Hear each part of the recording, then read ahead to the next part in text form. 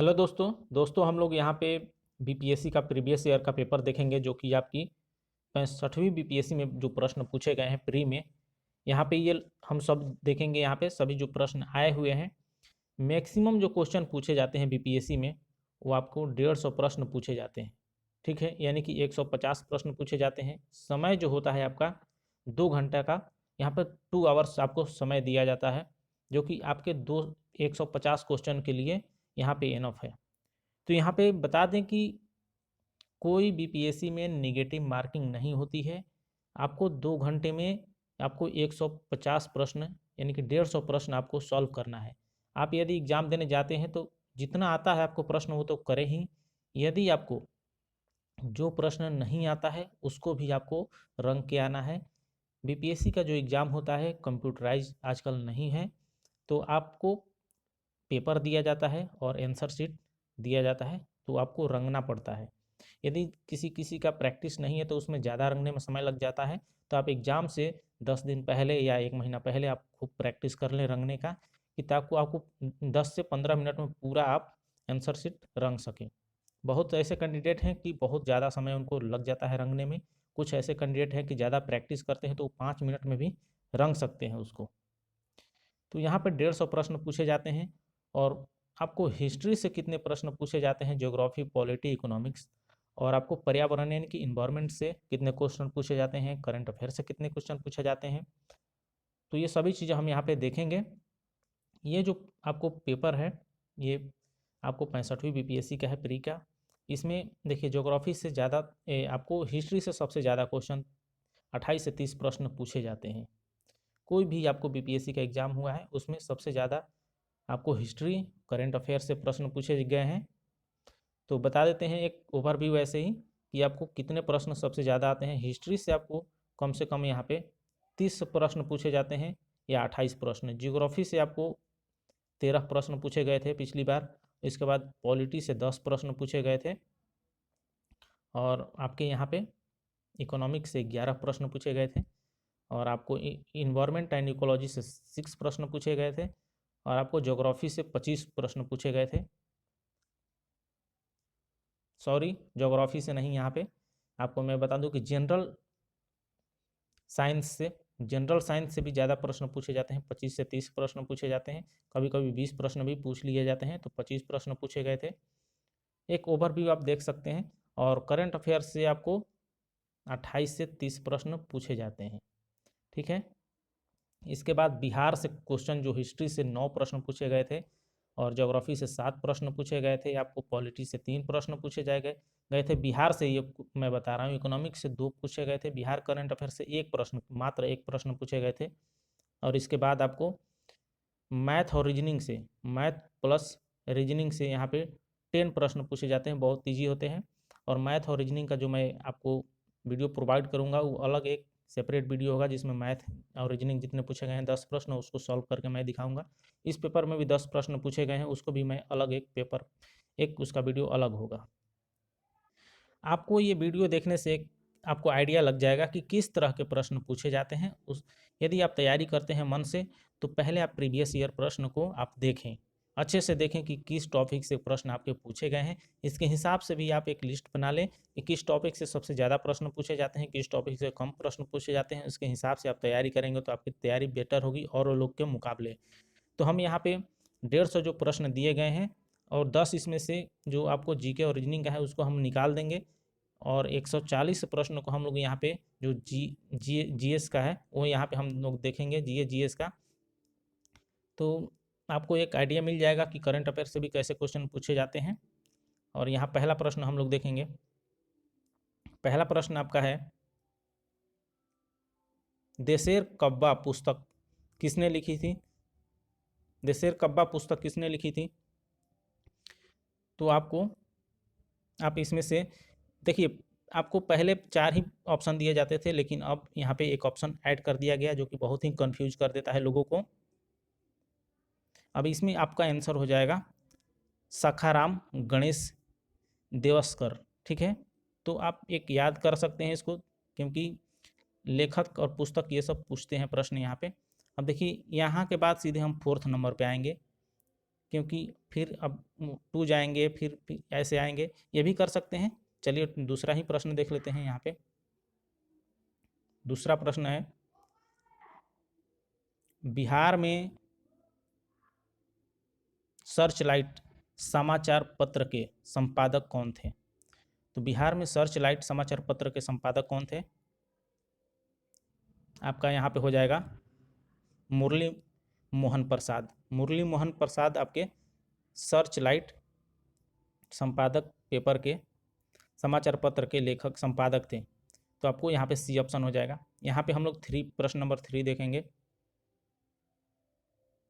3 यहाँ पे है, सन 1931 में बिहार समाजवादी पार्टी का गठन किसने किया था? 1931 में बिहार समाजवादी पार्टी का गठन किसने किया था? तो आपको हो जाएगा फूलन प्रसाद वर्मा, स्वामी योगदानंद और आपको नरहरि पारिख और दादा भाई नौरोजी। तो इसमें आपको यहाँ पे कोई इसमें सही नहीं होगा, यहाँ पे आपको ई ऑप्शन इसमें सही हो जाएगा, क्योंकि 1913 ईस्वी में बिहार समाजवादी पार्टी का गठन, इसमें कोई ऐसा ऑप्शन नहीं है जो इसमें सही होगा। तो आपको ई यहाँ पे सही हो जाएगा। अब देखिए इस बीपीएससी में क्या एक हो गया है कि आपको याद रहना, प्रश्न याद रहना बहुत ही जरूरी हो गया है। पहले ऐसा नहीं था, 4 ऑप्शन थे, यदि आपको याद भी नहीं है तो आप एक आइडिया लगा के बना सकते थे। अब यहाँ पे आपको देखिए प्रश्न नंबर 4 हम लोग देखेंगे, भारतीय राष्ट्रीय कांग्रेस के संस्थापक कौन थे? तो भारतीय राष्ट्रीय कांग्रेस के संस्थापक कौन थे? ए.ओ. ह्यूम थे। यहाँ बी यहाँ पे हो जाएगा, बी सही हो जाएगा। 5 नंबर प्रश्न हम लोग देखेंगे। यहाँ पे 5 नंबर प्रश्न है आपके, स्वराज मेरा जन्मसिद्ध अधिकार है और मैं इसे लेकर रहूँगा, किसने कहा था? तो यहाँ पे आपको बाल गंगाधर तिलक ने कहा था कि स्वराज मेरा जन्मसिद्ध अधिकार है, मैं इसे लेकर रहूँगा। सी यहाँ पे ऑप्शन सही हो जाएगा। अब यहाँ पे हम लोग देखेंगे प्रश्न नंबर 6। प्रश्न नंबर 6 हम लोग देखेंगे। यहाँ पे रविंद्रनाथ टैगोर ने अपनी नाइटहुड उपाधि किस कारण त्याग दी थी? तो रविंद्रनाथ टैगोर ने अपनी नाइटहुड की उपाधि किसके कारण त्याग दी थी? जालियांवाला बाग हत्याकांड में उसने त्याग दी थी, क्योंकि अंग्रेजों ने जालियांवाला बाग हत्याकांड जो हुआ था उसमें अंधाधुंध गोली चला दी थी। भारतीय नागरिक थे, उसमें उनकी मीटिंग चल रही थी। और चलिए यहाँ पे हम लोग प्रश्न नंबर 7 देखेंगे,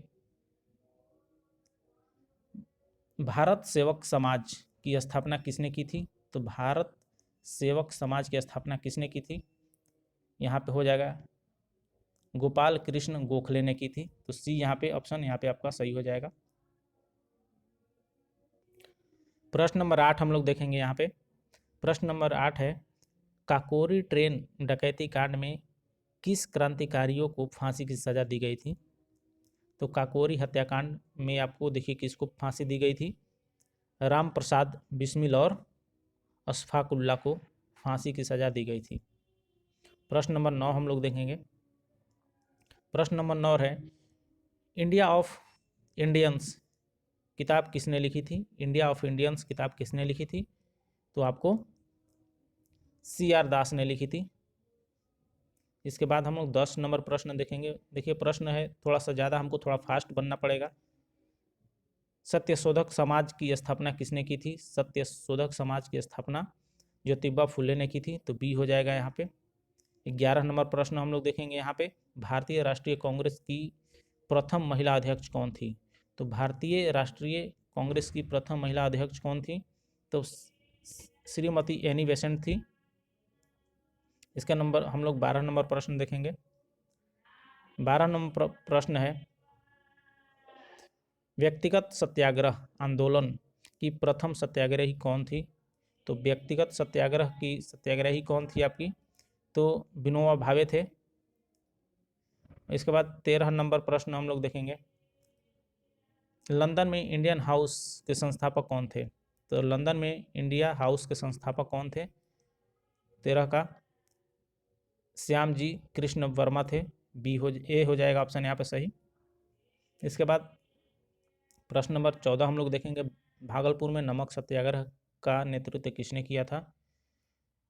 तो 14 का हो जाएगा आपको महादेव लाल सराफ ने किया था, तो बी हो जाएगा।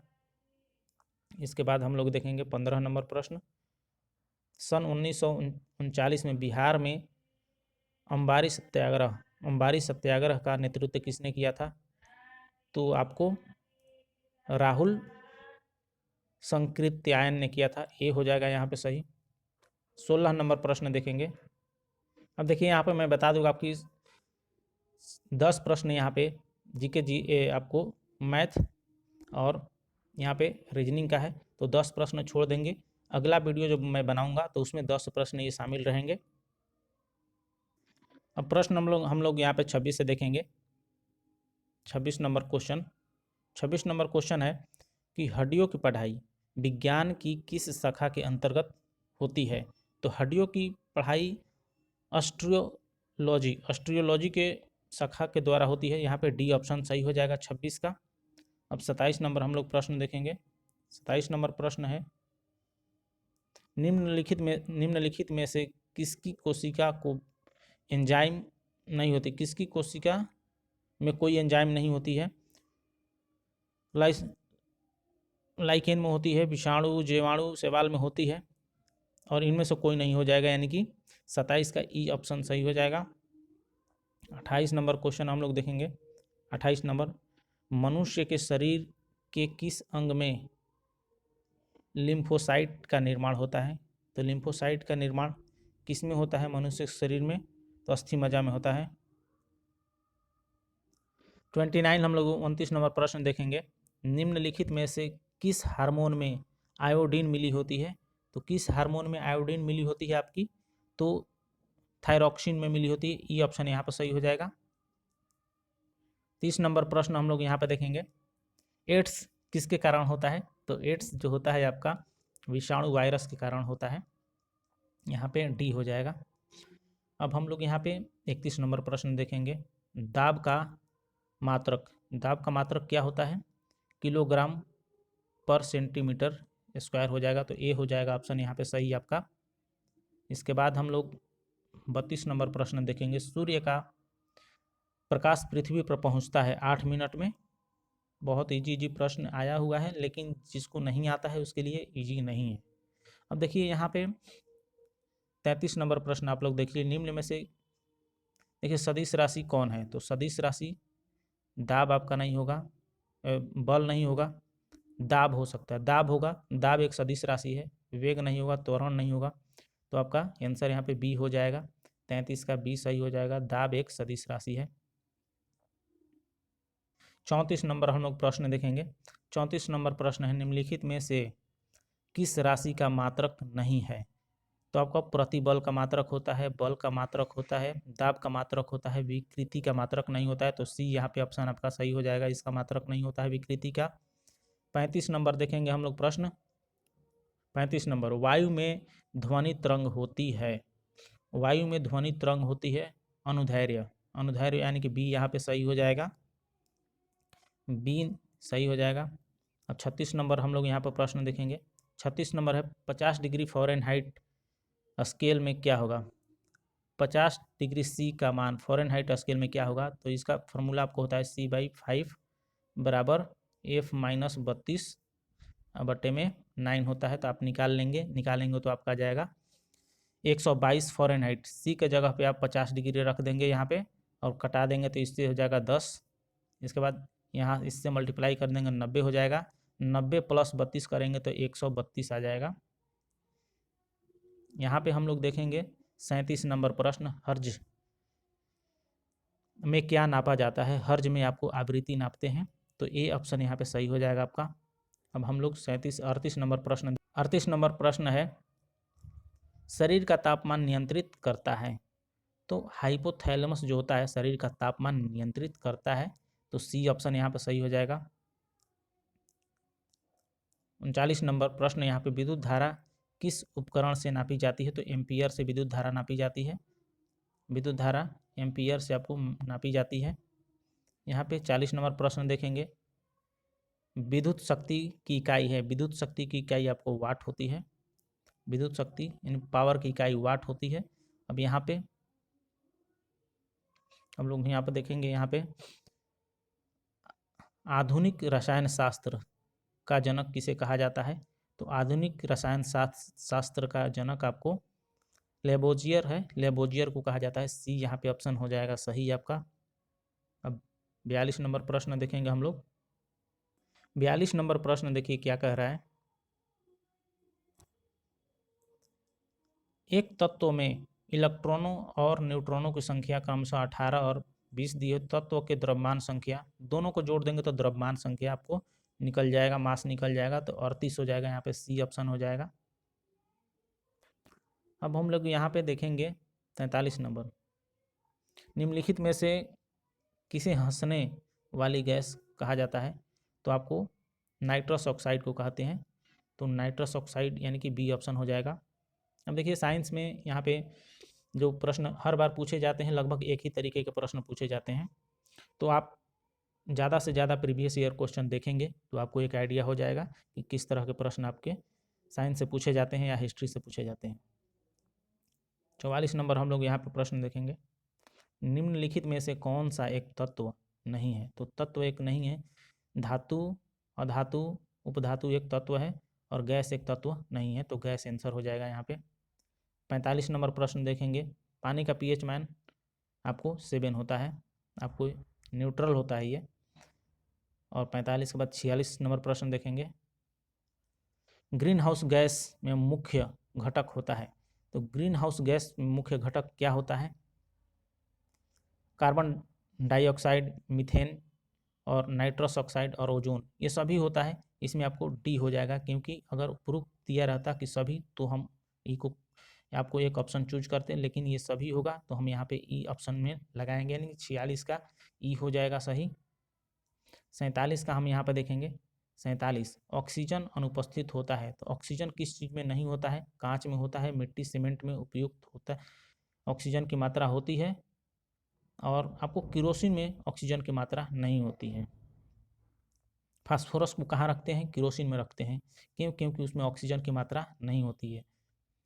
यदि ऑक्सीजन के संपर्क में फास्फोरस आता है तो वो जलने लगता है, इसीलिए फास्फोरस को किरोसिन में रखा जाता है। किरोसिन में ऑक्सीजन की मात्रा नहीं होती है। 48 नंबर हम लोग प्रश्न देखेंगे यहाँ पे। प्राकृतिक रबर किसका बहुलक है? तो आइसोप्रीन का बहुलक है प्राकृतिक रबर। हम लोग 49 नंबर प्रश्न देखेंगे। 49 नंबर प्रश्न, ग्लूकोज का सूत्र क्या होता है? तो C6H12O6 होता है। यहाँ पे सी प्रश्न, सी ऑप्शन सही हो जाएगा। प्रश्न नंबर 50 हम लोग देखेंगे। कार्बन मोनोऑक्साइड CO समूह का आबंधक क्रम क्या है? आबंधक क्रम निकालना होगा आपको यहाँ पे, तो डी हो जाएगा। आप याद कर सकते हैं इसको। आबंधन क्रम क्या होगा? तो आपको 3 हो जाएगा। और 51 नंबर हम लोग देखेंगे। 51 नंबर प्रश्न है, पुस्तक दी ऑरिजिन ऑफ स्पीसीज किसने लिखी है? तो ऑरिजिन ऑफ स्पीसीज डार्विन ने लिखी है। आप देख सकते हैं यहाँ पे डी ऑप्शन सही हो जाएगा। ओरिजिन ऑफ स्पीसीज किसने लिखी है? तो डार्विन ने लिखी है, तो डी ऑप्शन सही हो जाएगा। शैवाल और कवक के मिलने से लाइकेन बनता है, जिसे कहते हैं। इसमें ऑप्शन हो जाएगा आपका ई। इसमें ऐसा कोई नहीं है जो कि आपका सही है, ई हो जाएगा इसमें। इसके बाद हम लोग देखेंगे 53 नंबर है, जहाँ जीव रहता है उस सटीक जगह को कहते हैं। जहाँ पे जीव रहता है उस सटीक जगह को आवास कहते हैं। और हम लोग 54 नंबर प्रश्न देखेंगे। सौर ऊर्जा यानी कि ATP में बदलता है। सौर ऊर्जा ATP में बदलता है। कौन बदलता है? आपको यहाँ पे 54 नंबर है। तो 54 नंबर का आपको कौन बदलता है? क्लोरोप्लास्ट में बदलता है, यानी कि बी ऑप्शन सही हो जाएगा। अब यहाँ पर हम लोग देखेंगे 55 नंबर, प्रकाश संश्लेषण का उत्पादक है। प्रकाश संश्लेषण का उत्पादक कौन है? तो प्रकाश संश्लेषण का उत्पादक आपको O2 है। उपोत्पादक है आपको O2, सॉरी उपोत्पादक है, O2 हो जाएगा। अब जो प्रश्न पूछे गए हैं इसमें वो यहाँ पे देखिए करंट अफेयर से पूछे गए हैं। पटना 56 नंबर प्रश्न है, पटना उच्च न्यायालय के मुख्य न्यायाधीश कौन थे जिन्होंने जुलाई 2019 में बिहार के राज्यपाल के रूप में श्री फागू चौहान के पद की शपथ दिलाई थी। तो ये करंट अफेयर्स का प्रश्न है। आप देख सकते हैं, एक आइडिया लगा सकते हैं कि किस तरह के प्रश्न करंट अफेयर्स में पूछे जाते हैं। इसके बाद हम लोग देखेंगे यहाँ पे 57 नंबर प्रश्न, बिहार दिवस का महत्व है। क्या महत्व है जो हर साल 22 मार्च को मनाया जाता है? तो बिहार देखिए बंगाल प्रेसिडेंसी से अलग हुआ था, कब आपको 22 मार्च 1912 ईस्वी को, इसीलिए इसका महत्व है, इसलिए मनाया जाता है उसको। और इसमें हम लोग 58 देखेंगे। 58 नंबर प्रश्न है, निम्नलिखित में से किस राज्य को केंद्र सरकार द्वारा विशेष राज्य की दर्जा अभी प्रदान नहीं किया गया है? तो बिहार एक ऐसा राज्य है जिसको केंद्र सरकार द्वारा विशेष राज्य का दर्जा नहीं मिला है। यहाँ पर 59 नंबर प्रश्न हम लोग देखेंगे, कश्मीर घाटी के अंतिम मुस्लिम शासक यूसुफ शाह चक जिन्हें मुगल सम्राट अकबर द्वारा बिहार में निर्वासित किया गया था, दफन है। उनको कहाँ पे दफन किया गया है? तो उनको नालंदा में दफन किया गया है, यानी कि डी हो जाएगा ऑप्शन यहाँ पे आपका सही हो जाएगा, डी। इसके बाद हम लोग देखेंगे 60 नंबर प्रश्न, बिहार राज्य पर्यटन विकास निगम की टैगलाइन क्या है? तो बिहार राज्य पर्यटन विकास निगम की टैगलाइन क्या है आपका यहाँ पे है विल्सफुल विहार, यानी कि सी ऑप्शन सही हो जाएगा। और यहाँ पे आपको 61 नंबर प्रश्न देखेंगे, प्रधानमंत्री नरेंद्र मोदी ने हाल ही में मंडल बांध परियोजना की नींव किस नदी पर बनाने के लिए रखी है? तो आप देख सकते हैं ये करंट अफेयर्स का प्रश्न है। तो मंडल बांध परियोजना की नींव किस नदी पर रखी गई है आपकी? तो ये आपका हो जाएगा उत्तरी कोयल है। इसमें आप एक आइडिया मिलाइए कि किस तरह का प्रश्न आपको करंट अफेयर से पूछे जाते हैं। जुलाई 2019 में बिहार के महापाषाणिक स्थान के पहले प्रलेखन के लिए विशेषज्ञों ने निम्नलिखित में से किस जिले का दौरा किया है? तो आपका कौन सा जिला है जिसका दौरा किया गया है? तो कैमूर है यहाँ पे। अब देखिए करंट अफेयर से जो प्रश्न पूछे गए हैं वो इस तरह के प्रश्न पूछे जाते हैं। हाल ही में अबू धाबी में आयोजित इस्लामिक सहयोग संगठन OIC के विदेश मंत्री की परिषद में 46वें सत्र में भाग लेने के लिए किस देश को मेजबान UAE ने गेस्ट ऑफ ऑनर के रूप में आमंत्रित किया है? तो आपको 63 किसको किया है? तो भारत को किया था। अब यहाँ पे हम लोग देखेंगे 64 नंबर प्रश्न, हाल ही में इसरो और CNES ने एक संयुक्त समुद्री निगरानी प्रणाली स्थापित करने के लिए एक समझौते पर हस्ताक्षर किया। CNES किस देश की अंतरिक्ष एजेंसी है? तो CNES किस देश की अंतरिक्ष एजेंसी है ये आपको बताना है। तो ये है फ्रांस की एक एजेंसी है, जैसे इसरो है भारत की वैसे ही CNES फ्रांस की है। तो ये करंट अफेयर्स के प्रश्न हैं, आप देख सकते हैं। प्राग्वे की राजधानी कौन सी है जहां भारत के उपराष्ट्रपति ने मार्च 2019 में दौरा किया था? तो ये आप बता सकते हैं प्राग्वे की राजधानी कौन सी है? तो प्राग्वे की राजधानी आपको असंसियन, तो ये हो जाएगा यहाँ पे। 66 नंबर प्रश्न देखते हैं, हाल ही में संयुक्त राष्ट्र पर्यावरण सभा का चौथा सत्र कहाँ पे आयोजित किया गया? तो इस तरह के प्रश्न आपको पूछे जाते हैं अब की करंट अफेयर्स में। यहाँ पे देखिए 67 नंबर प्रश्न देखेंगे, मार्च 2019 में भारत सरकार भारतीय सांकेतिक भाषा शब्दकोश के किस संस्करण का विमोचन किया? किसका किया था? यदि आप पढ़ते हो तो इसको पता होगा करंट अफेयर्स पहला। अब यहाँ पे 68 का देखेंगे, मनोहर पारिकर की जगह हाल ही में उनकी मृत्यु पर गोवा के मुख्यमंत्री के रूप में किसने शपथ ली है? किसने ली है? तो प्रमोद सावंत। आप देख सकते हैं यहाँ पे 68 का प्रमोद सावंत हो जाएगा। और 2018 के लिए अंतर्राष्ट्रीय गांधी शांति पुरस्कार का विजेता कौन है? तो मैं करंट अफेयर्स इसलिए पढ़ रहा हूँ कि आपको एक आइडिया लग जाए कि किस तरह के प्रश्न पूछे जाते हैं। 69 का आपको हो जाएगा यहाँ पे योहिन ससाकावा। 70 का देखिए यहाँ पे विश्व का पहला ऊंट अस्पताल किस शहर में स्थित है? विश्व का पहला ऊंट अस्पताल किस शहर में स्थित है? तो ऊंट अस्पताल आपको दुबई में स्थित है, डी हो जाएगा यहाँ पे। 71 नंबर हम लोग प्रश्न देखेंगे। Unix of England open badminton championship 2019 में पुरुष एकल के विजेता कौन थे? देखिए आप इस तरह के प्रश्न आते हैं। अब यहाँ पे 72 नंबर देखेंगे। 5 राइनो श्रेणी के राष्ट्र जिन्होंने एक घोषणा पत्र the new Delhi declaration on Asian rhinos 2019 पर हस्ताक्षर किया है? भारत, नेपाल, मलेशिया, इंडोनेशिया और एक कौन सा देश है? तो ये आपको देश है यहाँ पे भूटान, यानी कि भूटान इसमें है। अब देखिए हम लोग यहाँ पे 73 नंबर प्रश्न देखेंगे। सर डॉन ब्रैडमैन के बाद टेस्ट प्रारूप में 25 शतक बनाने वाले दूसरे सबसे तेज बल्लेबाज कौन है? तो देखिए स्पोर्ट्स से भी प्रश्न पूछे जाते हैं। स्टीव स्मिथ हैं, ये आप देख सकते हैं स्टीव स्मिथ डी, जो कि उन्होंने 25 शतक बनाया है टेस्ट में। और यहाँ पे 74 नंबर है।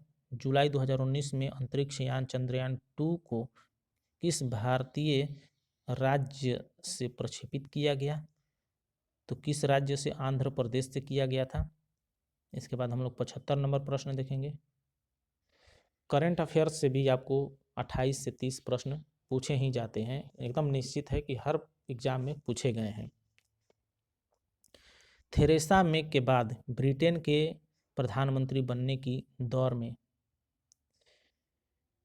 कंजर्वेटिव पार्टी के पहले दौर के मतदान के बाद प्रतियोगिता में अंतिम 7 में निम्न में से कौन शामिल नहीं था? तो ये सब प्रश्न आपके इंटरनेशनल प्रश्न हो गए। अब यहाँ पे हम लोग देखेंगे 76 यानी कि 76 नंबर प्रश्न, जो कि 2019 में गुट निरपेक्ष आंदोलन के समन्वय ब्यूरो की मंत्री स्तरीय बैठक कहाँ हुई थी? 76 का आपको तो वेनेजुएला में किया गया था। देखिए यहाँ पे 77 नंबर प्रश्न है।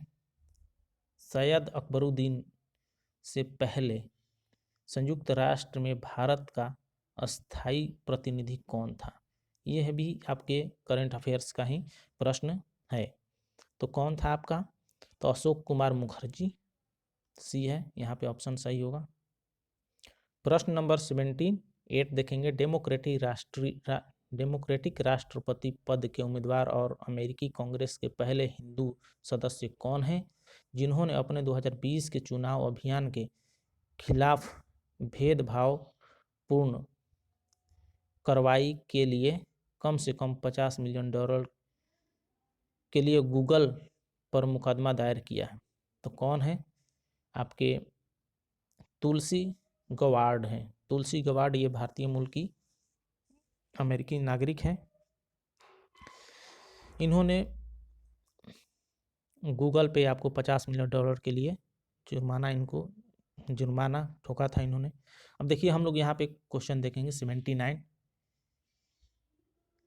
ए गैलरी ऑफ रास्कल्स पुस्तक के लेखक, ए गैलरी ऑफ रास्कल्स पुस्तक के लेखक कौन हैं? अब देखिए आपको ये सब प्रश्न जो हैं आपको याद रखने चाहिए। 79 है और 79 आपको इसमें हो जाएगा आंसर जो आपका होगा gallery of Rascals. Ruskin bond इसमें हो जाएगा, यानी कि बी होगा। अब हम लोग 80 नंबर प्रश्न देखेंगे। खुदरा फर्नीचर की विशाल कंपनी आइकिया आइकिया का भारत में पहला शोरूम 2018 में किस शहर में खोला गया? तो आइकिया का शोरूम कहाँ पे खोला गया आपका? ये हैदराबाद में खोला गया। यहाँ पे 81 नंबर प्रश्न है। 2020 में ग्रीष्मकालिक ओलंपिक खेल कहाँ आयोजित किया गया? 2020 में ग्रीष्मकालिक ओलंपिक खेल कहाँ किया जाएगा? तो आपको ये टोक्यो में किया जाएगा। तो ये सब प्रश्न। 82 नंबर देखिए यहाँ पे, यूनेस्को ने 2019 में उत्सव को रासायनिक तत्वों की वर्गीकरण रसायन सारणी के अंतर्राष्ट्रीय वर्ष के रूप में किसके कितने साल पूरे होने का जश्न मनाया है?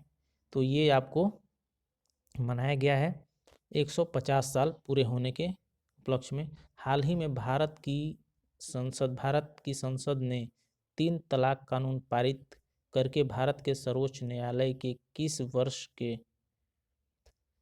विनिर्णय को समर्थन दिया जिसने 3 तलाक़े बिदअत को असंवैधानिक बना दिया था? तो ये आपका हो जाएगा 2017, यानी कि यहाँ पर डी ऑप्शन हो जाएगा।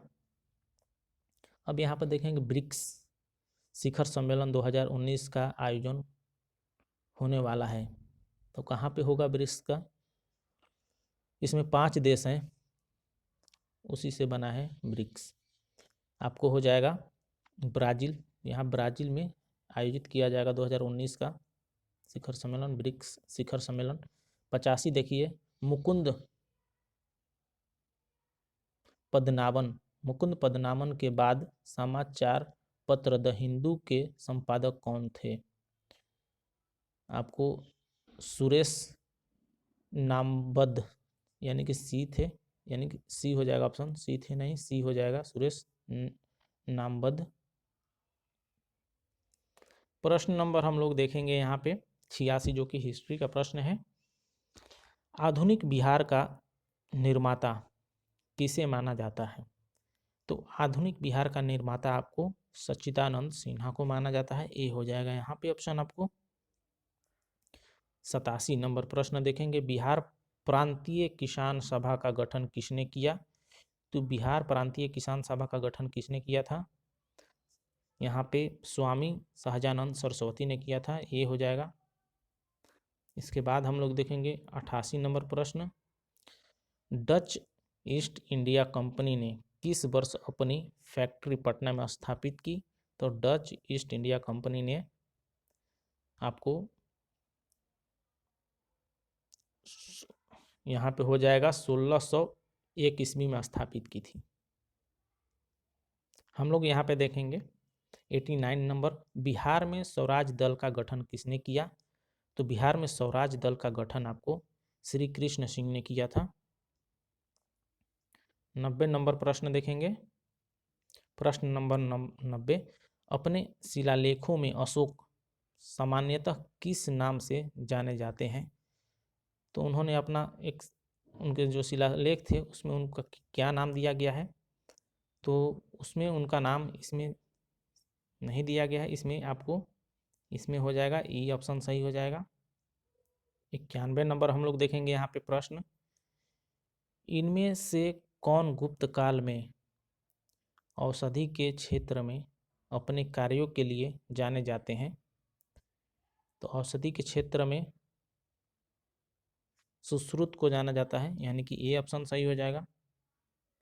92 नंबर प्रश्न हम लोग देखेंगे यहाँ पे, निम्नलिखित में से प्राचीन भारत की कौन सी लिपि दाहिनी से बाएं ओर लिखी जाती थी?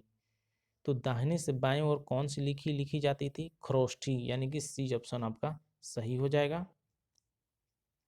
खरोष्ठी लिखी जाती थी दाएं से बाएं की तरफ। प्रश्न नंबर हम लोग 93 देखेंगे, निम्नलिखित में से कौन सा बंदरगाह गुप्त काल में उत्तर भारतीय व्यापार के लिए उपयोग किया जाता था। तो कौन सा ऐसा बंदरगाह गुप्त काल में उत्तर भारतीय के व्यापार के लिए उपयोग किया जाता था? यहाँ पे लिपित था, तो बी हो जाएगा यहाँ पे। इसके बाद हम लोग देखेंगे 94 नंबर प्रश्न, मुगल चित्रकला किसके नेतृत्व में अपने शीर्ष बिंदु पर थी? मुगल चित्रकला जहांगीर, हुमायूं, शाहजहां, अकबर किसके शासनकाल में शीर्ष पर थी? अब यदि आपको आता है तो बताइए, कमेंट बॉक्स में कमेंट करिए। जहांगीर, ये हो जाएगा यहाँ पे जहांगीर के शासनकाल में। 95 नंबर प्रश्न, मध्यकालीन भारत में मनसबदारी व्यवस्था कौन लागू की गई थी? कब लागू की गई थी? मनसबदारी मतलब क्यों लागू की गई थी? मनसबदारी व्यवस्था जो थी क्यों लागू की गई थी? सैनिकों की सुगमता से भर्ती हेतु लागू की गई थी। मध्यकालीन भारत में मनसबदारी व्यवस्था को लागू किया गया था कि ताकि सैनिकों की सुगमता से भर्ती, आसानी से भर्ती